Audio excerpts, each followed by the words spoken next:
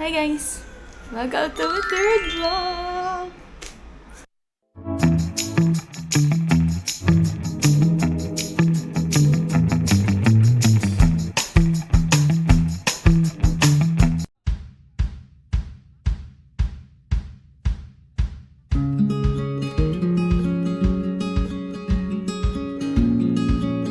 Hey guys, I'm May and you're chasing miles with me.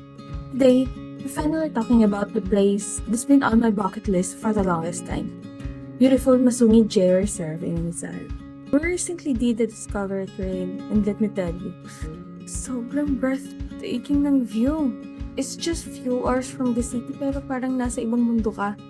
Madaming akyatan, medyo nakakalula, pero sobrang worth it. If you personally know me, ito yung mga activities na sobrang na-enjoy ko. Ito yung highlights ng trail. First is yung Silungan. We started the day at Silungan, which is their visitor's shed. Pagpasok mo pa lang, ramdam mo na agad yung vibe ng place. Very eco-friendly, minimalist, and integrated talaga sa nature. Dito rin kami binigyan ng helmets and quick safety orientation.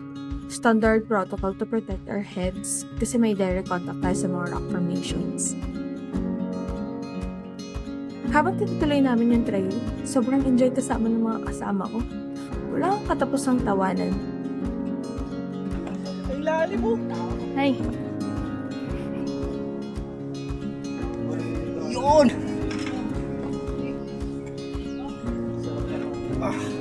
Yup!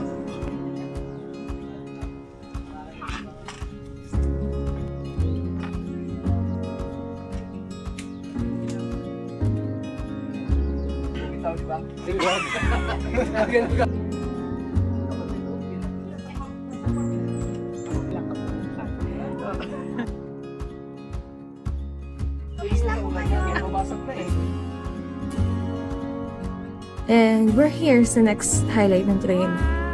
Yung Sapot. Ito yung first major highlight. The iconic giant spiderweb. It's suspended over the several rock formations. Real talk. Nakakalula siya sa personal. Medyo nakakangatog ng tuhod habang naglalakad sa ropes. Pero grabe ang view. Mapapahinga ka na lang. Makakalimutan mo talaga lahat ng problema ang iniwan mo sa city. Ang bango po. Ay, hindi amoy intramuro. Hindi amoy retrofit.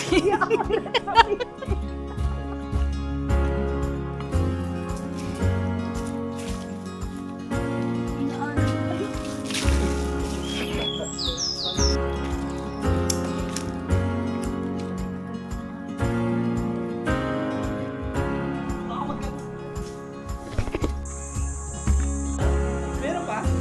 Oo. Kung sa...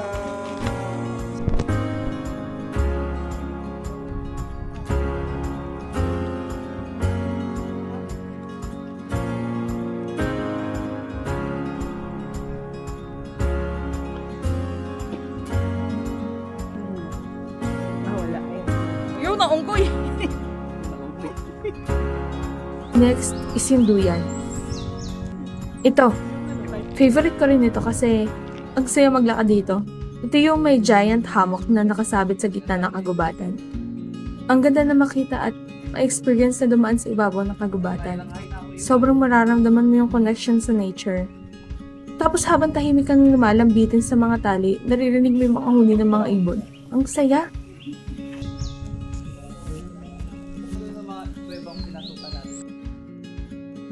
Next is yung Yungib ni Ruben. Before the high places, pumasok muna kami dito sa kuweba ni Ruben.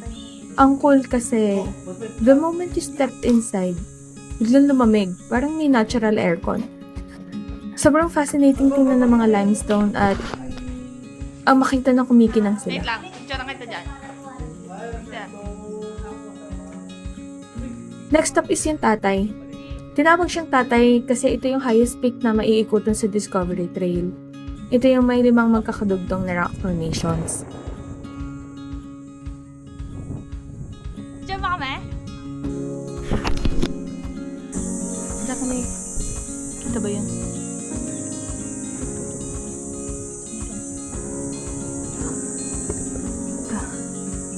Yan, dyan kami galing kanina. Ang pangalawa sa highest peak sa Discovery Trail naman ay ang Nanay. Ito yung mga rock formations na pinagdudugtong ng mga bridge, which is sobrang angas ng dating sa litrato at personal dahil parang nasa ibang bansa ang atake. Nakakatingkal ng ano. Nakakatakot. Are you having fun? Next is yung Bayawak. Ito yung isa talaga sa mga spot na na-enjoy ko. Wherein, kailangan mo talagang kumapit ng maigi. Parang quick workout siya sa arms and legs. Grabe, kita mo yung pababa na parang mas mabilis na lang kung gugulong sa ropes. Wow. Hey! Wow! Sawa! San? Awari po.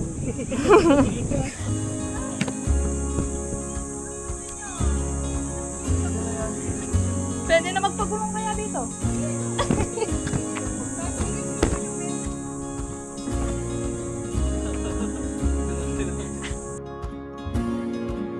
Hindi yan, video.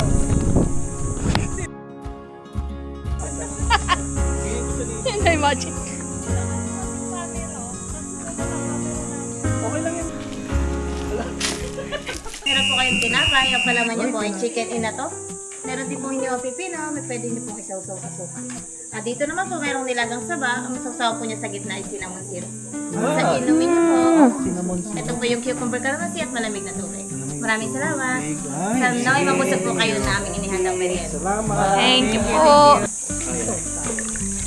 Hanggang na tao ni. Mamalay. Lasang cinnamon. Sugar yan. Sarap. May nabibili ba ng ganyan? Chicken inatok. Inatok ano? Inato.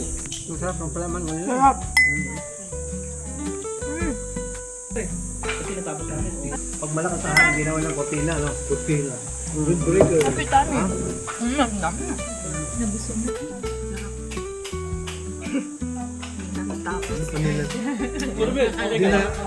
Dinadala pa dito na... Uy! Parang pangalawang. Ang hirap dalhin na. Ilan ba saging ka na?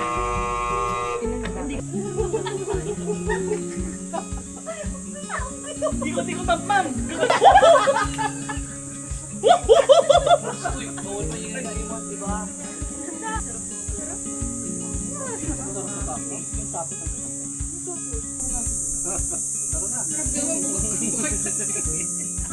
And lastly is yung sawa.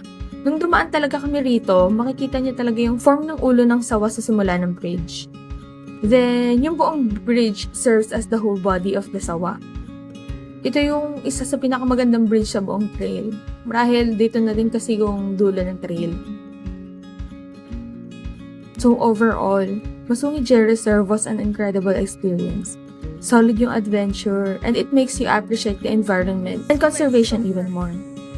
If you enjoyed hearing about this journey, just give this video a thumbs up, leave a comment below, and see you on my next journey. Thank you for hanging out with me today. Always remember, 1 mile at a time. See ya!